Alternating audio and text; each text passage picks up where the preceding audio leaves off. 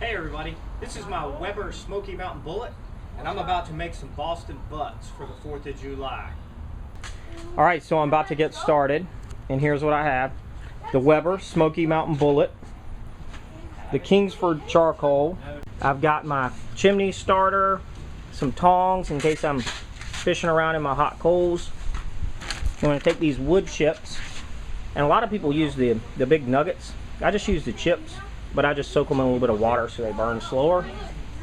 I've got a newspaper to start my fire with.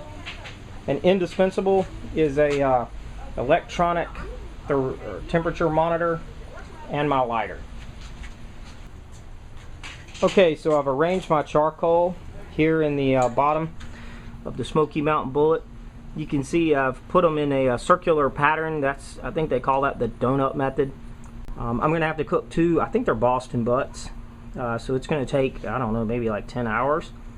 So I've got that coal staged, and then I come over here and I've got my chimney starter. I'm going to light these, and then when they get lit, I'll dump them right into the center of the donut.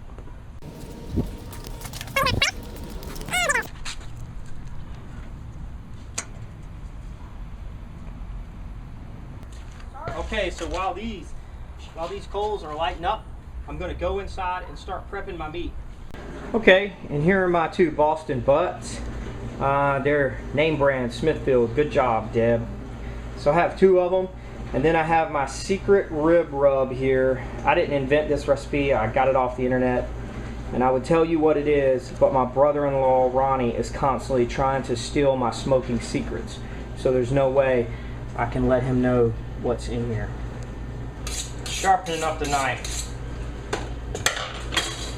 So I've got a good sharp knife.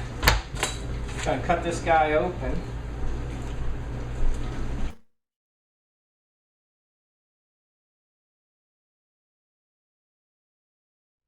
Alright, so when you get the Boston butt, it's gonna have this big chunk of fat on the back. Some people leave that on there when they cook it. I've tried it both ways. I like it better when I take it off. If you do cook it this way, you want to put the fat on top, at least that's what I've read, so that the juices and stuff run down. Yeah. So I'm going to trim this big hunk of fat off of here.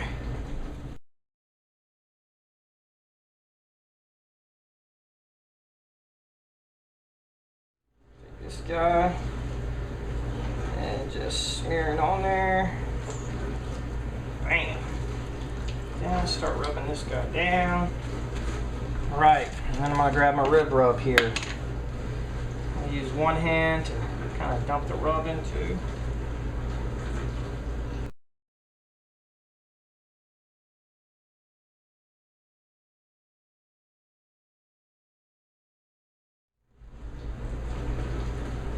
There you go. Get that one out of the way. Now I'm going to do this one.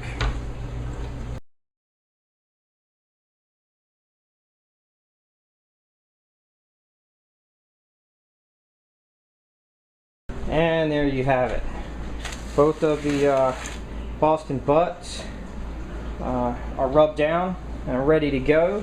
I did all of that while my coals were lighting outside. So, all right, I'm going to put some, got my water bowl here. I'm going to put some water in it. A lot of people think the water is for moisture, but it's actually like a thermodynamic temperature regulating thing. What it does is gives mass to the smoker so that it'll hold a constant temperature and you're not constantly trying to get it hotter or get it cooler. I like to use hot water because this thing's going to get hot ultimately anyway, and it just helps my smoker get up to temperature a lot quicker. Okay, the coals look like they're about ready. And then if you come over here, you can see I've got the Smoky Mountain Bullet here. Got my hot water pan down in the bottom, and my two grill grates off to the side. I'm going to put those on as soon as I dump this coal in and put everything together. So here goes nothing. Right in the middle of the donut on my hot coals. Bam.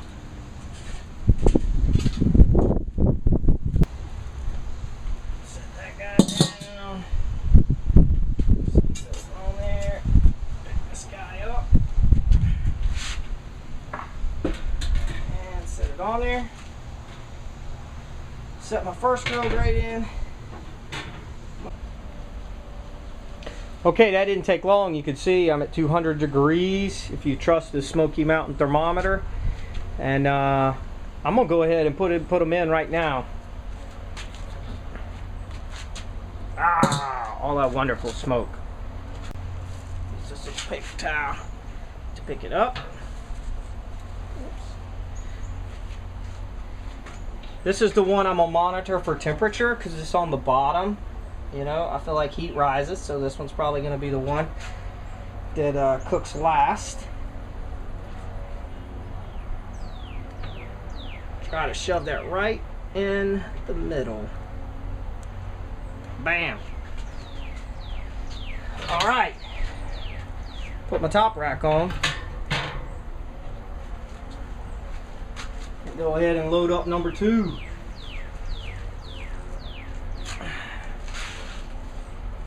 Bam.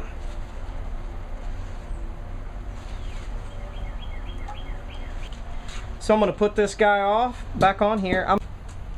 Okay, it's now right at 3 o'clock, and you can see that I'm back up to temperature, 200 degrees. I've got all my little vents like this open.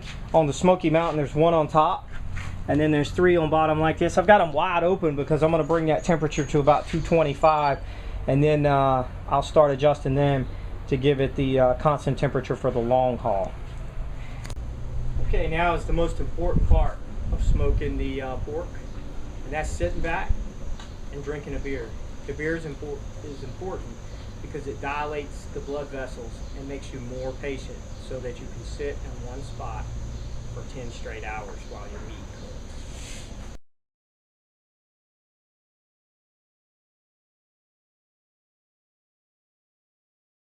cooks. So here's my plan. Still right in the 250 degree range.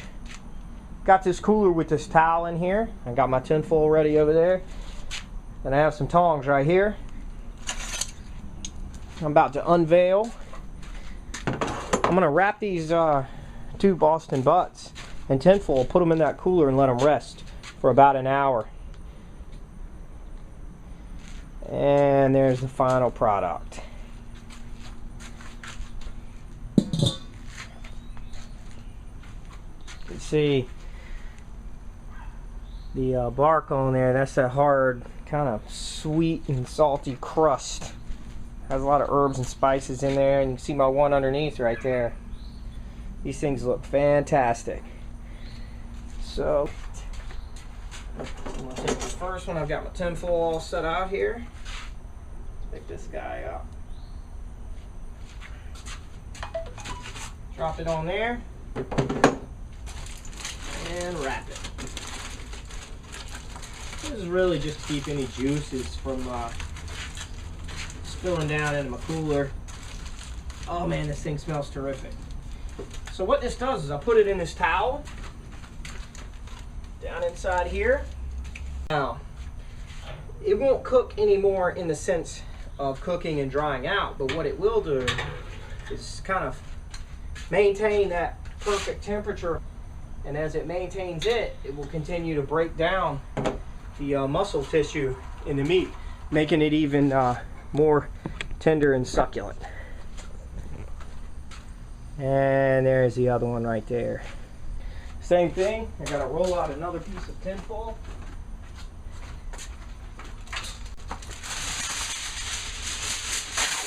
Bam!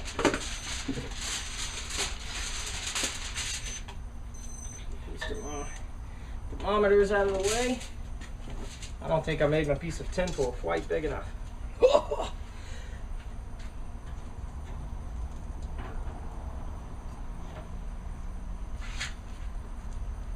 Ah, there we go. Set these out of the way.